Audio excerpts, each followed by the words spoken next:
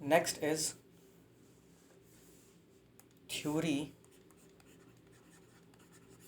for exercise 1.6.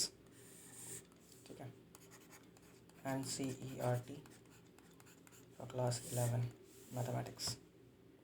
Okay, तो क्या पढ़ना है हमें पढ़ना है practical problems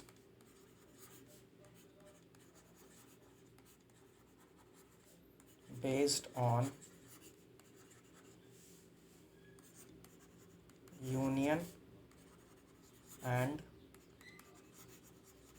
intersection of sets.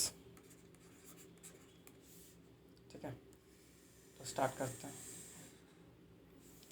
Practical problems के बारे पढ़ना है, मतलब कोई सिचुएशन दे दिया जाएगा हमें और फिर उस सिचुएशन को union and intersection of sets के प्रॉपर्टीज़ का हेल्प लेकर हमें सॉल्व करना है. ठीक है, तो थोड़ा सा थ्योरी है वो देख लेते हैं पहले. देखो थ्योरी क्या है, उसमें पहला पॉइंट है कि अगर number of elements in A union B हमें फाइंड करना है तो इसका जो फॉर्मूला होता है वो होता है number of elements in A plus number of elements in B minus number of elements in A intersection B. ठीक है, अब कैसे होता है ये, इसको थोड़ा समझ लेते हैं. ओके, सो सपोज मेरे पास एक यूनिवर्सल सेट है, ये हो गया यूनिवर्सल सेट U. ठीक है, अब मेरे पास दो सेट्स हैं, तो ये हो गया सेट A और ये दूसरा वाला हो गया set B. This is A, this is B. अब दोनों में कुछ ना कुछ इंटरसेक्शन तो है, मतलब कुछ ना कुछ एलिमेंट्स कॉमन तो हैं.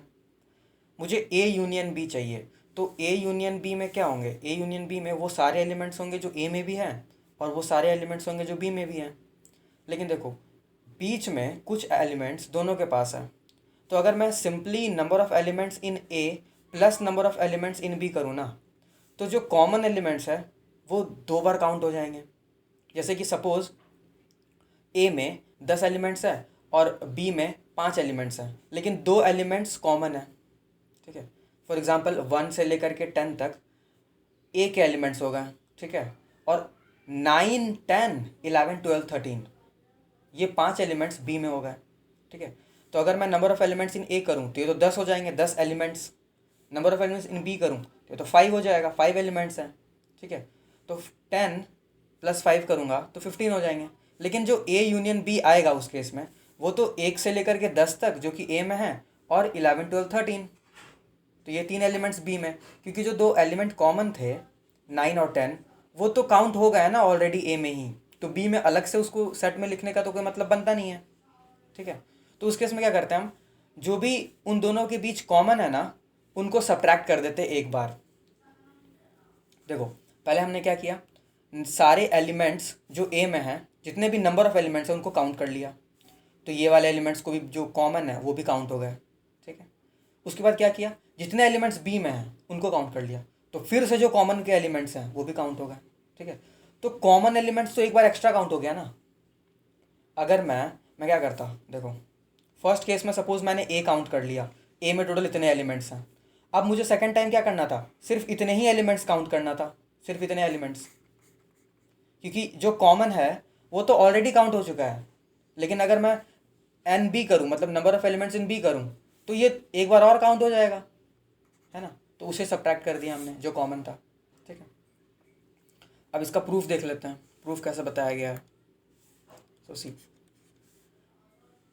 हम लोग बोल सकते हैं कि number of elements in A union B will be equal to number of elements in A minus B. ठीक है, देखो मैं क्या करूँगा, मैं सबसे पहले देखो एक और डायग्राम बना रहा हूँ यहाँ पर. ठीक है, अगर मैं ऐसे बोलूँ, चलो ये ऐसे, ठीक है, और यहाँ पर ये कॉमन वाला सेट आ गया और यहाँ पर ये B वाला सेट आ गया. ठीक है, देखो मैंने कॉमन वाले पोर्शन को क्या किया है, यहाँ पर अलग से निकाल लिया ये वाला. ठीक है, और सिर्फ A है, तो ये इससे मैं बोल सकता हूँ A माइनस B. मतलब वो एलिमेंट जो सिर्फ और सिर्फ ए में ही है, बी में नहीं है। ठीक है, ये तो कॉमन वाला पोर्शन हो गया। और ये वाला हो गया बी माइनस ए, मतलब सिर्फ और सिर्फ वो एलिमेंट्स जो बी में है और ए में नहीं है। ठीक है, तो मैं ऐसा बोल सकता हूँ, अगर मैं यूनियन करूँ तो ये सारे एलिमेंट्स लेने पड़ेंगे, तो number of elements in A minus B, ठीक है, plus number of elements in B minus A, ठीक है, प्लस नंबर ऑफ एलिमेंट्स जो कि कॉमन में है, मतलब ये वाले एलिमेंट्स। ठीक है, तो हो जाएगा ए इंटरसेक्शन बी। ठीक है, अभी तक तो कोई डाउट नहीं है। अब देखो, अब मैं क्या करूँगा, देखो अभी मैंने लिखा number of elements in A union B is equal to number of elements in A minus B, ये वाला elements, plus number of elements in B minus A, ये वाला element, plus number of elements in A intersection B. ठीक है, अब मैं क्या कर रहा हूँ, मैं खुद से एक बार और number of elements in A intersection B add कर रहा हूँ और सब्ट्रैक्ट भी कर दे रहा हूँ, ताकि ये दोनों कैंसिल हो जाएं। कैंसिल हो जाएंगे तो फिर कोई फ़र्क तो पड़ने वाला है नहीं। ठीक है, देखो अब मैं क्या करूँगा, मैं इन दोनों को एक साथ जोड़कर लिखूँगा number of elements in A. ठीक है, कैसे, number of elements in A minus B, तो ये सारे एलिमेंट्स आ गए, उसमें अगर मैं ऐड कर दूँ number of elements A intersection B, तो यही तो है इंटरसेक्शन बी, तो इसको अगर इधर कॉम्बाइन कर दूँ तो ये ऐसा नहीं हो जाएगा। तो पूरा का पूरा जो एलिमेंट है वो ए में वो काउंट हो जाएंगे यहाँ पर। ठीक है, सिमिलरली मैं क्या करूँगा, number of elements in B minus A plus number of elements in A intersection B, मतलब एक बार इन दोनों को जोड़ लूँगा, तो ये क्या हो जाएगा, number of elements in B. ठीक है, और एक ये बच गया अकेला, minus number of elements in A intersection B. ठीक है, तो ये हो गया हमारे पास formula number of elements in A union B का। ठीक है, तो यही फर्स्ट फॉर्मूला लिखा था मैंने। ठीक है, नाउ इसमें एक स्पेशल केस कौन सा है, अगर मतलब इफ दोनों जो सेट्स है ना ए और बी वो दोनों डिसजॉइंट हो जाएं, तो मैं लिखूंगा if A and B are disjoint sets,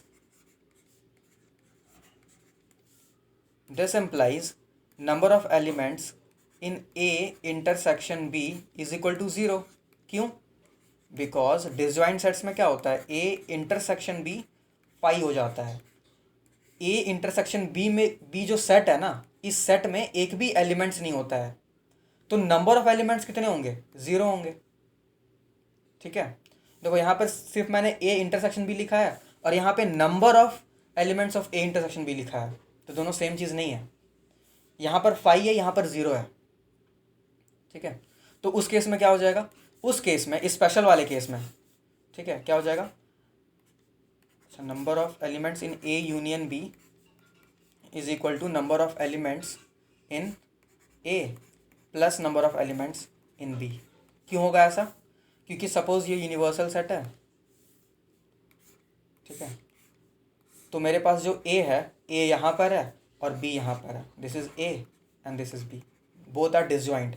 तो सिंपली मुझे ए यूनियन बी फाइंड करना है, तो सारे एलिमेंट्स लिख दो, क्योंकि कोई एलिमेंट कॉमन है ही नहीं, तो एक ही बार काउंट होंगे सारे। ठीक है, तो उस केस में ये हो जाएगा फॉर्मूला।